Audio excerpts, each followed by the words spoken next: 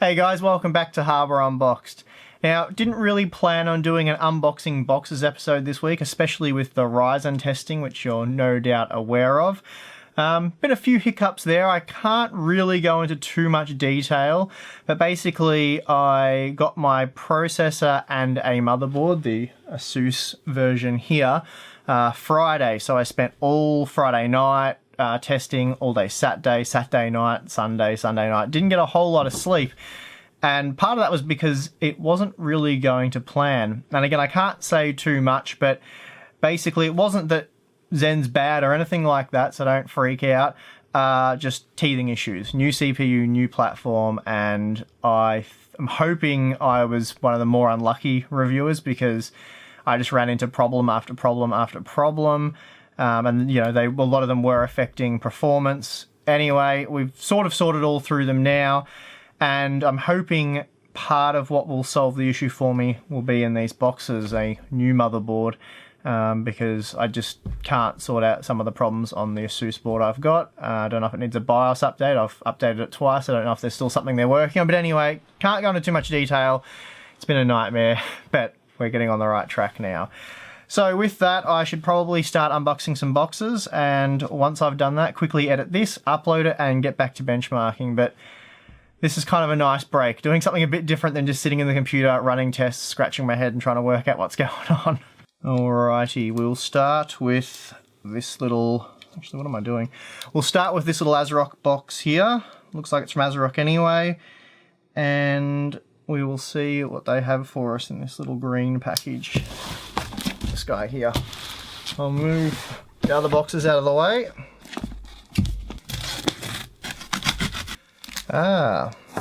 Unrelated to what we're doing at the moment, but will be useful very soon.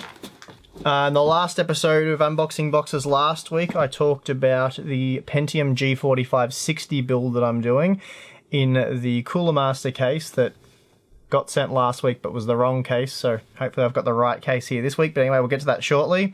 So this is a B250 Pro 4 board from Asrock. I was going to go with a H110 board originally because they are a bit cheaper, but I thought since it's a new build and whatever, I might as well try out one of the B250 boards since I haven't actually done that yet. One hiccup though, I may have to stick with the H110 board actually, because I think the case is micro ATX only, and this board is full ATX. I didn't actually get this board for the build, that wasn't its only purpose, but I thought, hey, that might be cool to throw in there, but it's not going to happen. Unless I go with the Cooler Master case that was sent last week. It's getting all too confusing. I really don't have the energy for this at the moment. But yeah, that's a pretty cool looking board. I'm not actually sure how much it's worth. It wouldn't be hugely expensive. So anyway, I won't spend too much time on this because we have some AM4 boards to check out hopefully. So I'll just put that aside for now. I'll have to find the Asrock H110 micro ATX board, which I will end up using in this here, which a lot of you guys were really keen for me to check out the Master Box Lite 3. And it was sold out, but Cooler Master pulled some strings and got it in. Alright, Gigabyte, what have they got for me?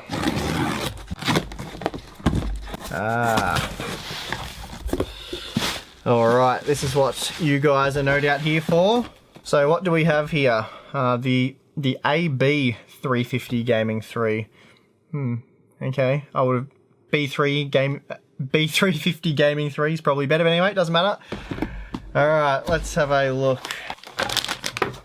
That's probably, it looks like an RGB cable, couple of SATA cables, quick connector cable, IO shield. Alright, here we go. Pretty cool looking budget board, that's for sure.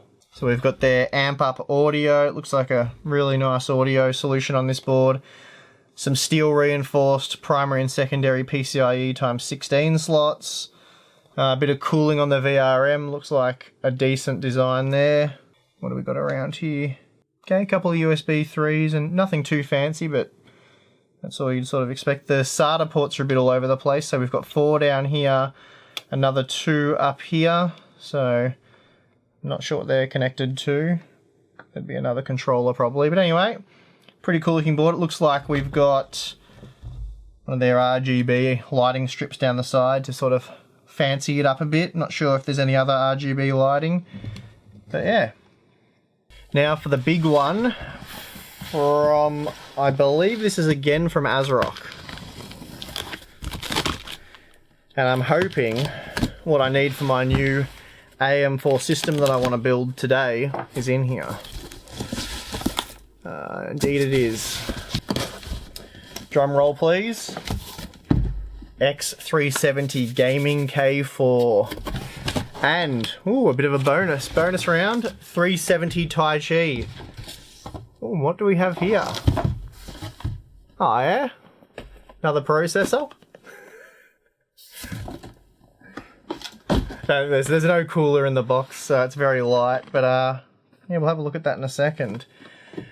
Okay, so 2 X370 boards, and I think I'll use this one in the build. I used the what is it? The Crystal Series 570X, the Corsair tempered glass case for the KB Lake build, and I went with a sort of blue, black, and white design for that, and that system looked awesome. A lot of you guys seem to really like it. So I think for the Ryzen 7 build, I'll use this board and go with a black and red theme for that build. So that should be pretty cool. I know the black and red's pretty much what everyone uses, but it's kind of fitting for a Ryzen 7 build, even though the box is grey and orange. So let's just have a quick look at these boards. I can't talk about performance or specifications really. Well, I definitely can't talk about performance, but I can show the boards off.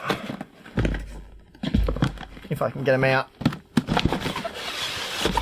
You got the standard Asrock postcard. Your family will love receiving that when you go on a trip. Got a sticker and a CD, I/O shield, some SATA cables, M.2 screws, and some antennas. Anyway, enough of that, let's get to the board itself. Okay.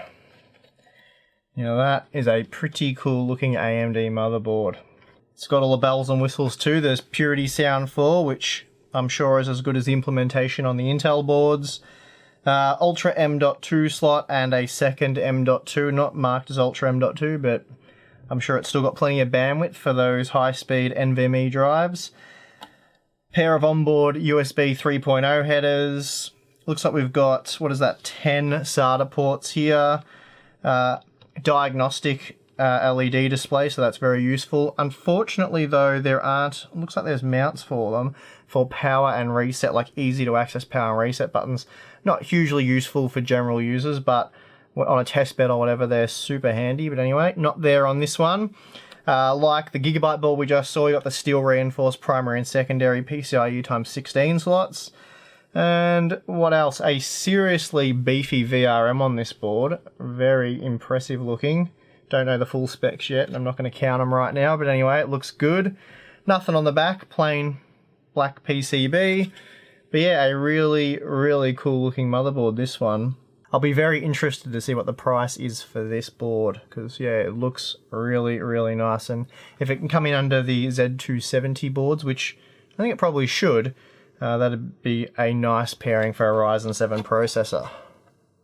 Talking of Ryzen 7 processors, let's have a look at what we've got here. So they've obviously been using this for testing internally, this processor. I didn't expect them to send one along, but thank you, Asrock. And what do we have here? Ah, nice, a 1700X. Got a sticker as well, which is good because I have the 1800X already, which I've been using for testing. I'll get some close-up B-roll for you guys. Actually, I'll leave that in there, because if I bend a pin, yeah, let's not think about that. I'll put that safely up there with that one. So, yeah, I really love that motherboard. It's making me think twice now. I kind of want to put that in the Corsair case. It looks cool. Anyway, before I make any decisions, let's have a look at what the gaming K4 looks like. Because the gaming K brand is usually pretty good as well. Alright, let's hope this one's as cool as the Taichi. Okay. Not in a static bag. I'd say this was the board they were testing with. Okay, well this is an equally impressive motherboard, I have to say. Really nice design. The red heatsinks look cool, so again for that red and black build it's going to look pretty awesome. It has the Cinema 3 audio, which is the creative audio that's often found on the gaming models. But something interesting about this board compared to the Taichi board is the fact that we have... Oh, okay, yeah, I see what's going on here. I thought there was a pair of Ultra M2s up here and another M2 here. I thought that's a bit bizarre. No, I'm wrong. There is an M2 Wi-Fi port there, because this board doesn't come... Yeah, it's Wi-Fi is optional, whereas the Taichi has it as standard. So anyway, you can add an M.2 Wi-Fi card if you want. We've also got the Ultra M.2 and a standard M.2 down here. And it looks like they both take 80mm long cards, modules. But yeah, overall, looks like a fairly similar feature set. There isn't a third PCIe times 16 slot though. It looks like it's only wired for 4 times on the Taichi board. So, I mean, you're only really going to need the 2 anyway, and then possibly one of these ×1 ports for a sound card or something along those lines. Less SATA ports, so I'd say this is clearly a cheaper board aimed at not entry-level gaming, but certainly more entry-level than this board. But anyway, you've got the LED diagnostic display, so that's good. Still no quick power on reset buttons on board, but that's fine. Again, the good creative audio, or at least creative software support audio anyway. It'll be using an ALC audio codec, no doubt. The VRM doesn't look quite as impressive, but still substantial. Not much going on the back of the board again. That's to be expected. But yeah, overall a cool looking motherboard. So now I've got to work out which one's going to go in this system I'm going to build probably right now, or once I'm done here. So yeah, in summary, these two are X370 boards. They both use the same flagship chipset, though it's just a chip, but anyway. And now I've just got to work out which one I want to use for my test system. I really like this board, but I kind of wanted, since the Intel system's blue, I kind of wanted to make the AMD test system red. I know they're only test systems, but because I do show them on camera, if I wasn't doing the channel and it was just for testing, I wouldn't care. But because I do show the systems, it'd be cool to have a blue Intel and a red AMD system. I think that'd be cool. And I could probably chuck in, I've had these sitting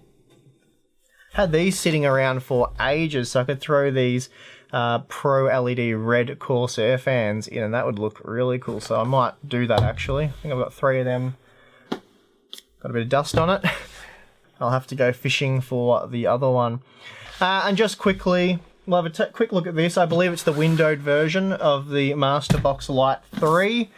Yeah, I was surprised by how many of you guys were really keen for me to use this case. I was planning on using it, and Cooler Master ran out of stock, didn't tell me, and just sent the Masterbox 5. And I was going to use that, but it would have actually worked out well with that B250 board I got, because that's an ATX board, but I was planning on using a mini ITX H100 board originally, which is, I'll stick to that plan. And yeah, I thought, oh, well, I'll just swap, but then when a heap of you guys were like, oh, I really want you to use the Masterbox Lite 3, please use that case, want to check it out, I think it'd be perfect for the build. And it is cheaper, so it makes sense. But yeah, it was sold out. Anyway, Cooler Master pulled some strings and got one to me very quickly. So big thanks to them for that. And now I can finally show you guys the case, build in it, and let you know what I think of it. Why am I struggling to get everything out of box? Listen to me sulking about having to benchmark Ryzen. Boo-hoo. Well, it's very nice and light. What a cool little compact case. Not quite sure where that's come from, but anyway. Magnetic dust filter just hanging around on the roof of the case. I'm sure it's got an obvious home once we get inside. Don't know how well you guys can see it. Yeah, it must go on the outside. I assume it would go there without looking at the manual. Seems obvious to me. Don't know what it was doing on top of the case, but anyway, it's back in its home. So I don't know how well you guys can see in there, but perfect size case for what I want to do. It's also really cheap as well. I think it's only $50 Aussie, so really nice quality case for that price.